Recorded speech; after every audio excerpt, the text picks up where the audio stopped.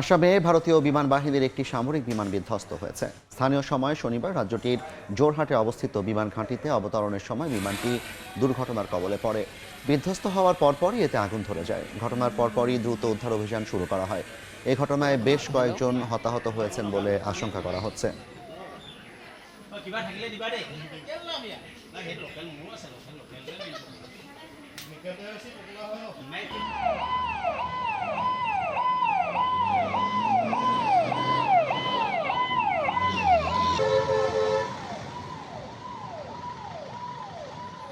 NB Assam নে পেকেটে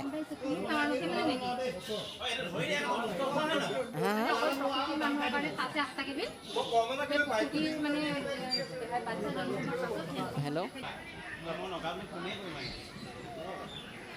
কিবা থাকিলে দিবা দেই সেইটো লোকেল মোৰো আছে লোকেল